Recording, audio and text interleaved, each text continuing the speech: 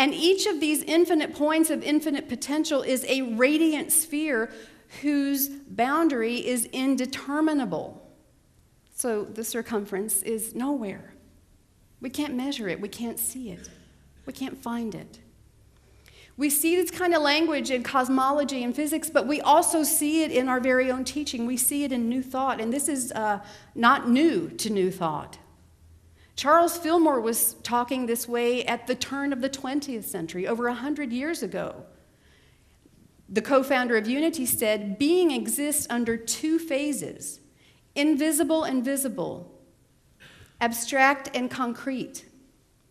The visible comes forth from the invisible, he says, and this coming forth is always according to a universal method of growth from minute generative centers. He was no physicist. He wasn't even college educated, but this is what he writes.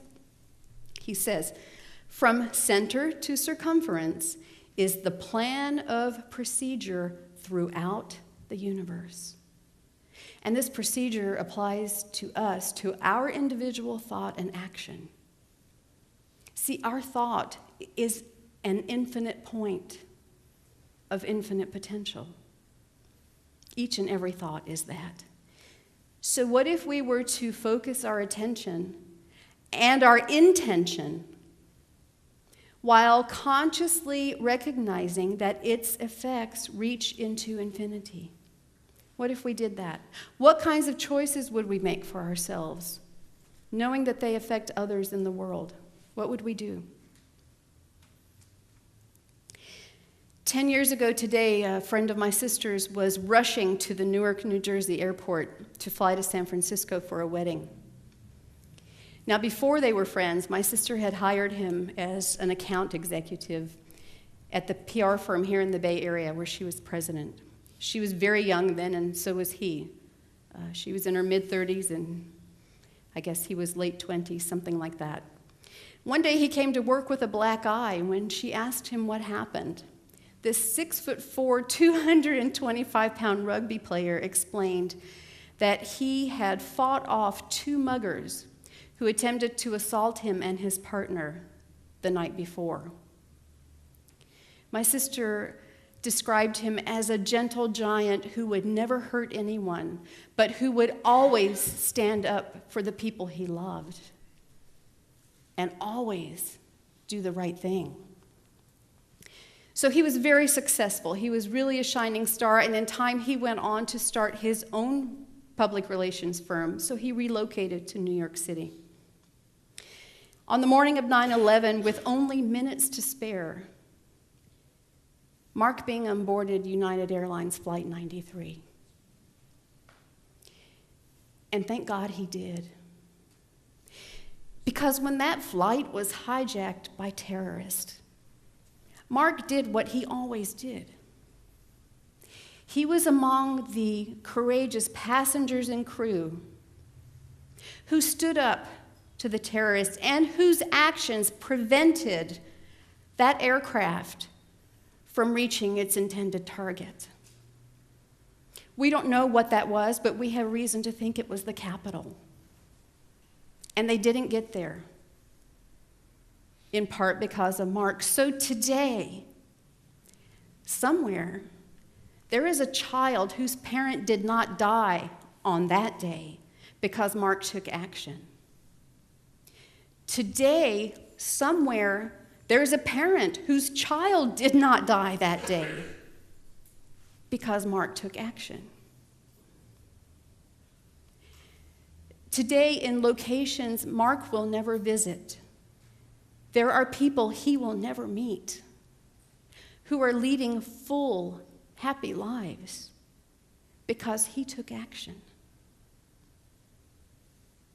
Now, clearly, it's not every day we have the opportunity to divert a hijacked aircraft. I've never been in that situation. I was once on a flight from Italy to New York when a flight that was right underneath us was being hijacked. Remember that, Mom? Okay, but how many of us find ourselves in that situation? For the most part, we don't. But what are we doing? What are we doing on behalf of humanity in our thought and action? How are we helping? How are we contributing to the greater good? So this morning's lesson is not designed to provide a step-by-step plan of application. Although admittedly I do that sometimes because, let's face it, I'm a bit of a micromanager. So I give you these steps and I assume you go home and do them, and that's why your life is so great. But what I want you to do as a result of being here this morning is to think. And to think deeply about your role as a human being, as a global citizen, and as a religious scientist. Because it's no accident that you are a religious scientist. And then I want you to decide what sort of action you will take to uplift the consciousness of the world, to awaken humanity to its spiritual magnificence. What sort of action will you take? Because if God is a circle whose center is everywhere and circumference is nowhere, then each of us is a circle whose center is everywhere and circumference is nowhere. And here's the thing. There's only one circle. There is no other one. So we're all in the same circle, which means that we can stand in one place and be everywhere all at once. We can stand in one place and know everything all at once. And we can stand in one place and love everyone all at once. And when we know how truly blessed we are, the entire universe is blessed by extension. Penny, you want to come up? Please stand, and if you know this song, sing with us. Recognizing all our blessings and allowing those blessings to move forward from our hearts to the entire world, to everyone who on this day, the 10-year anniversary of 9/11, maybe is in pain, maybe is in forgiveness, but we send our love because that's what we do. We know the truth because that's who we are.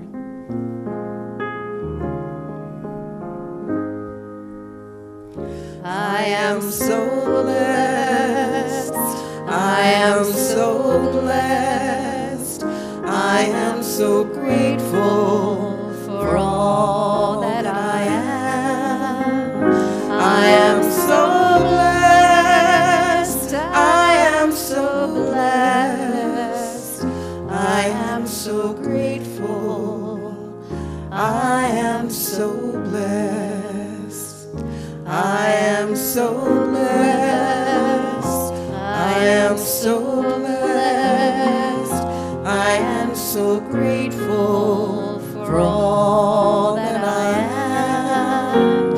I am so blessed. I am so blessed. I am so grateful. I am so blessed. Again. I am so blessed. I am so blessed. I am so grateful for all that I am. I am so blessed. I am so blessed. I am so grateful. I am so blessed. One more time.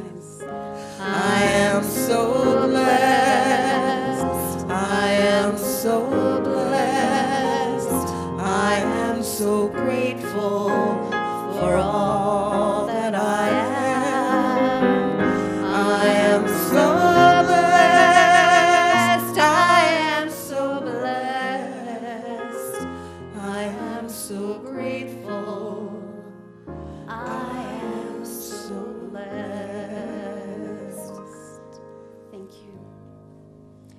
We are so blessed. We are blessed to have each other, to have this teaching, to have this center, to have this spiritual family, to live in this beautiful world, on this beautiful planet, and to know the truth of all life, which is the truth of each one of us.